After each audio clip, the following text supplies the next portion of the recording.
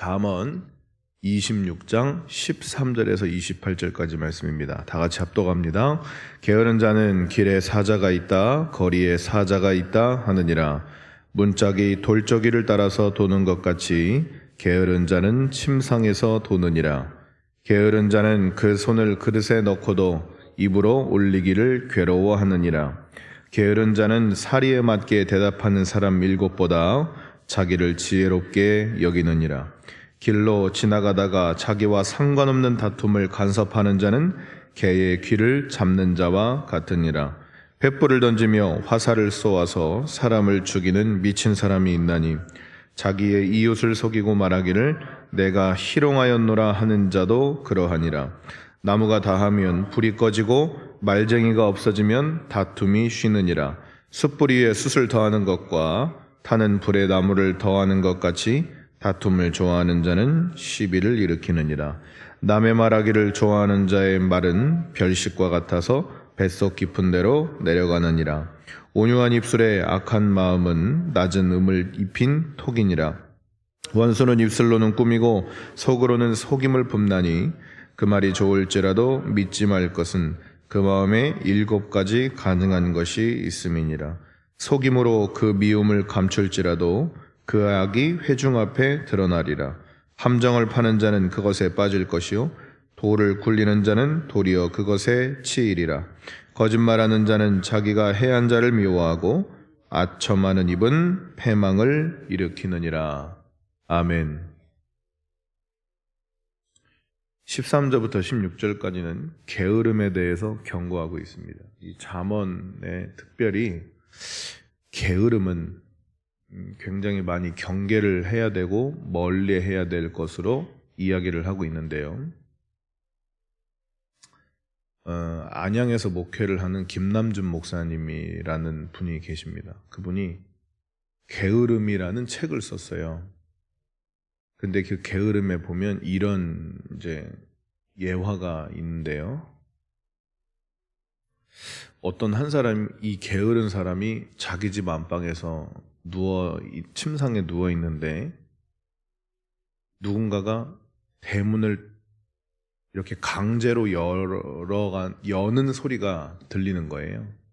그래서 도둑이 들었구나 라고 딱 소리를 듣고서 속으로 이렇게 생각했답니다.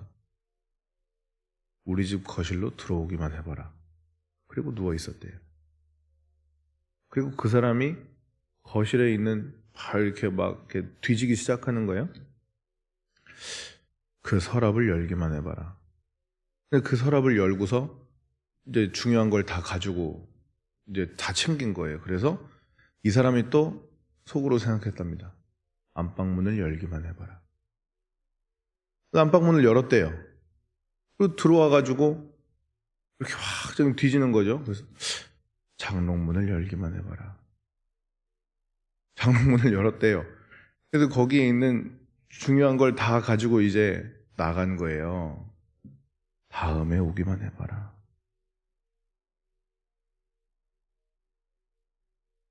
게으름은 이렇게 무서운 겁니다. 오늘 14절을 보면 문짝이 돌저기를 따라서 도는 것 같이 게으른 자는 침상에서 도느니라 그랬습니다. 일어나질 않는 거예요. 제가 월요일날 쉬잖아요. 이제 새벽 예배 끝나고 제가 이제 운동을 다닌 지 한 3개월째가 됐는데 새벽 예배 끝나고 전 운동하고 집에 들어가서 이제 1번, 2번, 3번을 학교 어린이집에 보냅니다. 그러면 한 10시쯤 돼요. 그리고 저는 저녁이 올 때까지 침상에서 일어나지 않습니다. 그 일주일에 하루의 쉼이 참 이렇게 단데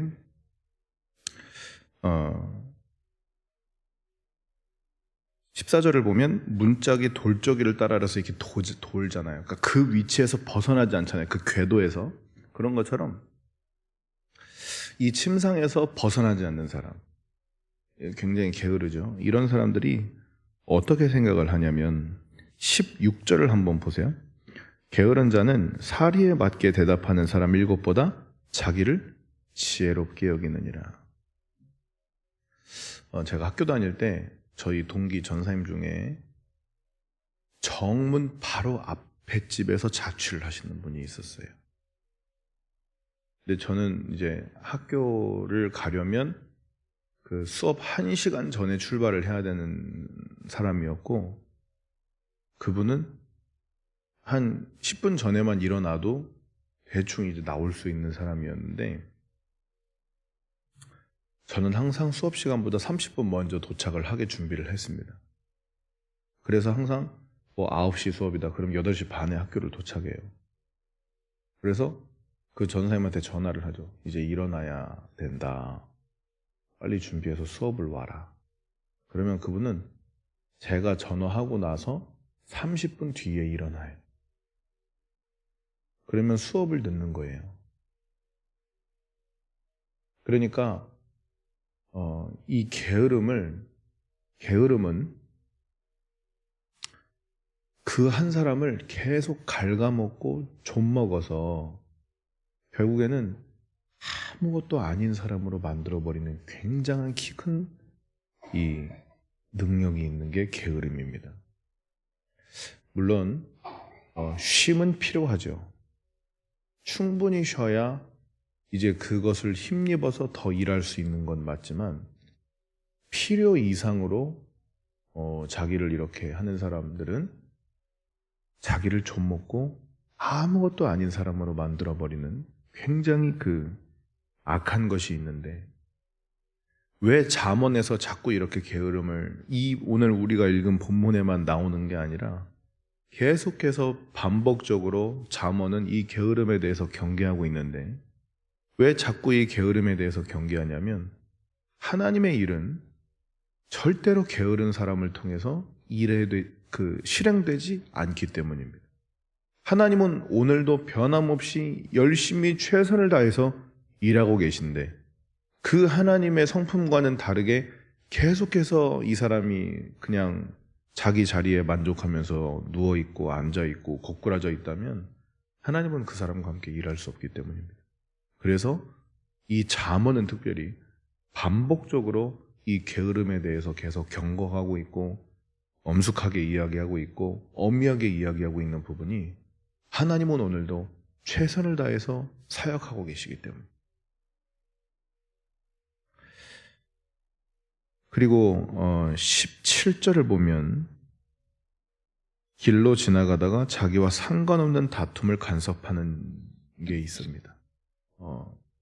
물론 불의를 보면 그리스도인이 나서야 하지만 17절의 전제는 자기와 상관없는 다툼을 일으키는, 간섭하는 자는 뭐라고 하냐면 개의 귀를 잡는 자와 같다.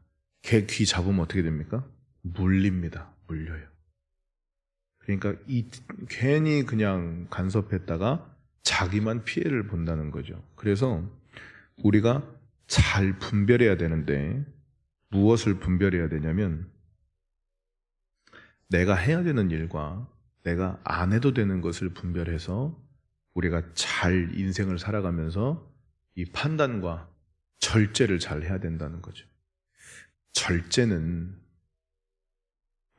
성령의 9가지 열매 중에 하나입니다. 그래서 우리가 언제나 이 절제를 잘해야 돼요. 절제를 잘하는 사람이 지혜로운 사람입니다. 그래서 우리가 항상 신앙생활할 때 하나님, 내가 절제할 수 있게 해주십시오. 절제할 수 있게 해주십시오. 성령은 질서를 흐트러뜨리지 않습니다. 그래서 간혹 이런 분들이 있어요. 기도를 하다가 자기 감정에 빠져가지고 절제를 못하고 울어버리는 사람이 있어요. 근데 잘 들으세요. 이렇게 절제를 하지 못하고 자기 감정에 빠져서 울다가는 잡혀먹기 딱 좋습니다. 이게 되게 이상한 거예요. 통성 기도를 했어요. 근데 이 사람이 갑자기 이제 기도를 마무리해야 되는 시간인데 절제를 하지 못하고 혼자 막 울어버려요. 그러면 반드시 마귀가 역사합니다. 그래서 성령을 받는 것도 중요하지만 절제하는 게 굉장히 중요해요. 교회는 질서 있게 움직여야 하는 것이 맞습니다. 직분 간의 질서, 자기 직분의 질서, 자기 위치의 질서. 성령은 이 질서를 흐트러뜨리는 걸 굉장히 싫어하시는데 이 질서를 지키지 못하고 자기 절제를 하지 못하면 이건 마귀에게 딱 잡혀먹기 좋아요. 그래서 우리가 신앙생활하면서 언제나 하나님 내가 절제할 수 있게 해주십시오. 이 절제 아래에 있어야 돼요. 22절을 보면 남의 말 하기를 좋아하는 자는 자의 말은 별식과 같아서 뱃속 깊은 데로 내려가느니라. 우리가 절대로 뒤에서 수근수근거리면 안 됩니다. 왜냐하면 제가 신앙생활 교회에서 사역을 하다 보니까 제가 느낄 수 있는데요. 남의 말을 하다 보면 그 남의 말은 고집 곧대로 전달되지 않아요. 반드시 부풀리게 되어 있고 반드시 왜곡되게 되어 있고 반드시 과장되게 되어 있습니다.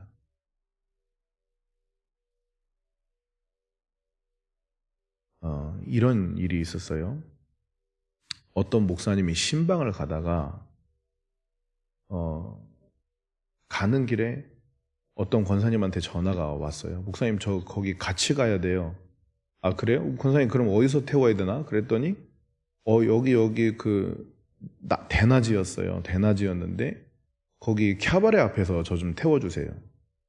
그렇게 해서 그 캬바레 앞에서 권사님을 태웠는데 그 다음 날이 되니까 이 목사님하고 이 권사님하고 바람나게 된 거예요.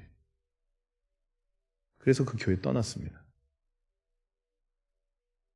남의 말은 이런 영향력이 있어요. 그래서 절대로 조심해야 되고 특히 뒤에서 수근거리는 건 굉장히 마귀적입니다. 그래서 우리가 이런 걸 잘 절제하고 이런 걸 잘 조심해야 돼요. 교회가 이 말이 많은 곳이기 때문에 다른 사람의 말, 다른 사람의 이야기를 뒤에서 함부로 하기 시작하면 결국 그 쓴물은 내가 마시게 되어 있습니다. 왜냐하면 사실 확인해보면 그게 아니라는 게 드러나기 때문에 그러면 그 사람이 잘못 말했나 보네라고 결론이 금방 닿게 되어 있어요. 그래서 남의 말 하기를 조심해야 된다는 것이죠.